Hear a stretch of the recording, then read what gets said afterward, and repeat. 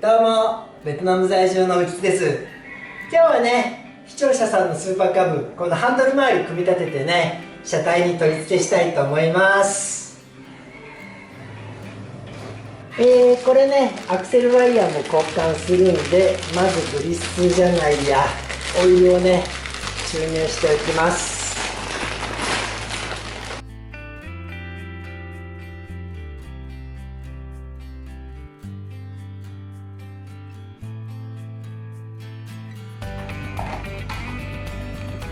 これもね、同様に、上からオイル入れてしばらくね、置いときます。こうやってね、吊るしておけば作業してる間にね、中にオイル入りますからね。さあ、それでやらなきゃいけないのが、ここに隙間があるのとね、この、向きが間違えてる件ですね。まず外していこ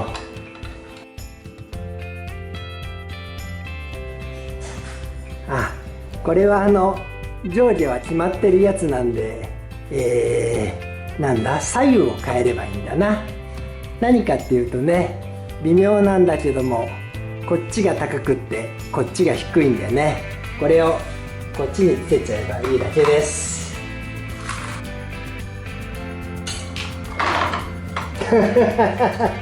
こっちはまた種類が違うのか。へこみがないんで逆さまにもできるんですけどね。どっちにしても下側はどうしても錆びちゃうんでね、左右入れ替えます。そんであとはこいつよ。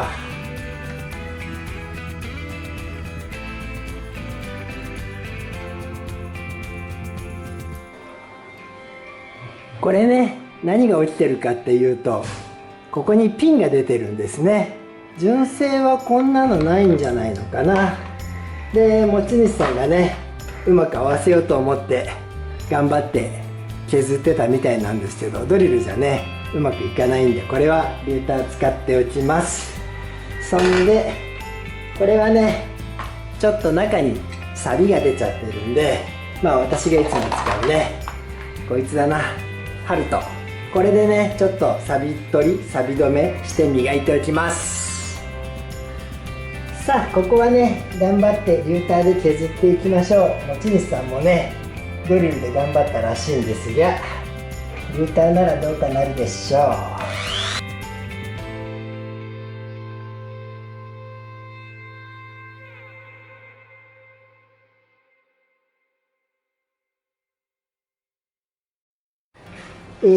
案外ね、ガタガタになったけど削れました。こういう向きか。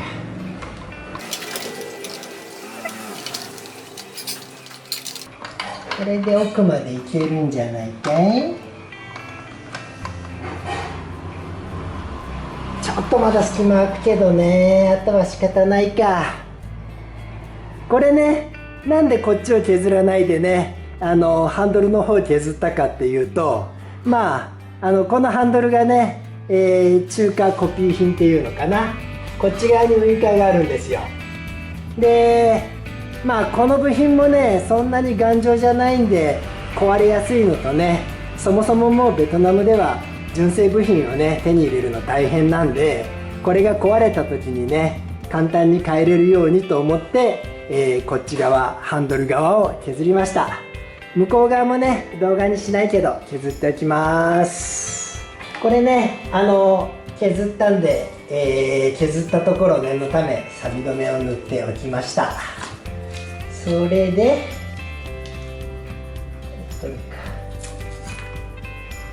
こいつがね、逆につければいいんだよね。軽く錆を落としましたね。これで内向けばいい。だからこれがこっちやな。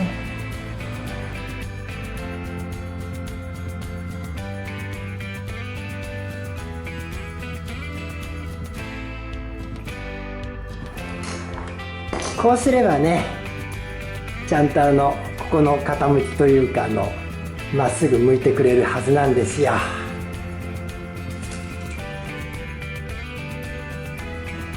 さあ、そんじゃあつけていきましょう。これなんかグリップね、もたい変なことしてるな。まあまあいいや。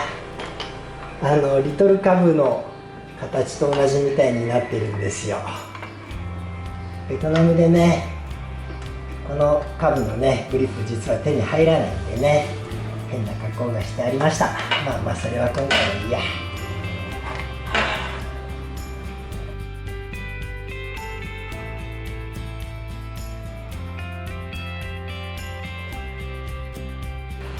そんでこっち側ですよ、びっくりしたのは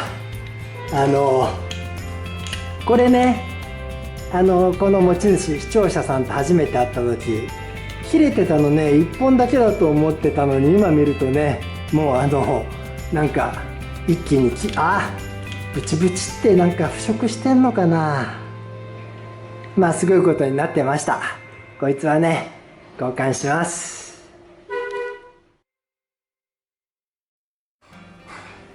さあさあ、じゃあこっちもつけていきましょ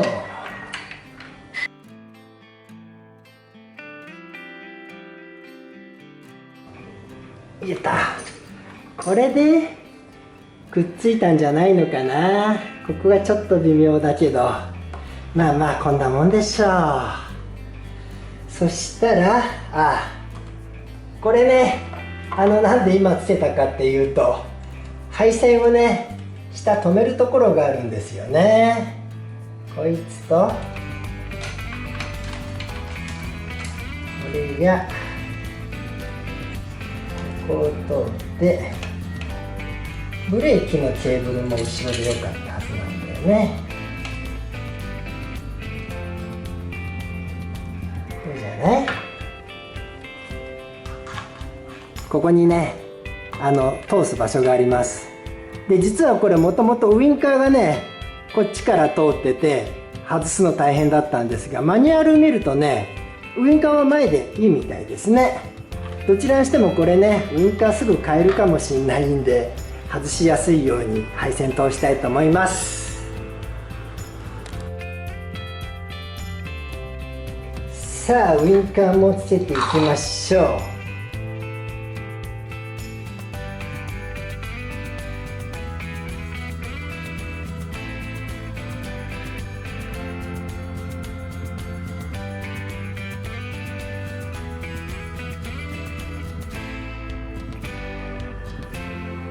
さあそれじゃあね、ハンドルつけていきましょう。こいつはねちゃんと下まで落ちてくれました。ちょっとベタベタになっちゃったな。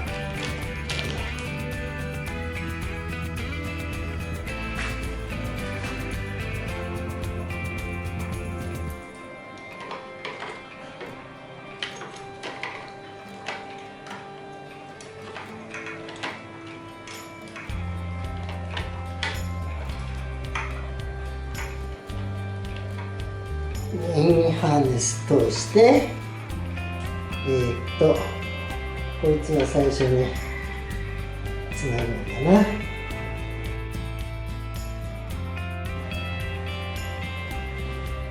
レバー先につけた方がいいのか。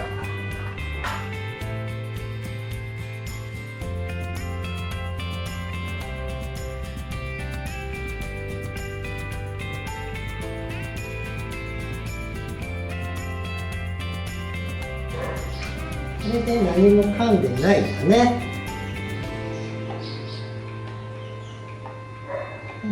下がんないんじゃなくて、こいつが下のカバーが下がってんのか。そういうことか。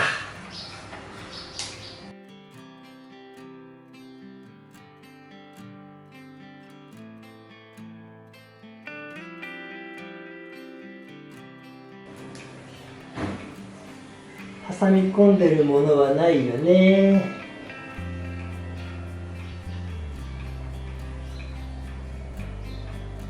OK やね。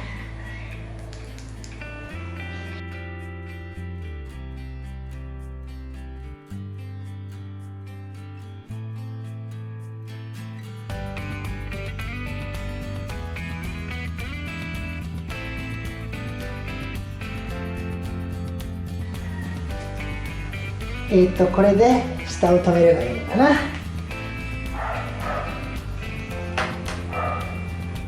これでブレーキも OK とハンドルもついて、実はね、今日これからこの持ち主、視聴者さんがね、ちょっと状態を見に来るっていうことなんで、とりあえず今日はね、これまでにします。次回ね、後編、いろいろ配線つけて、メーターつけたりとかしていきたいと思います。それではまた。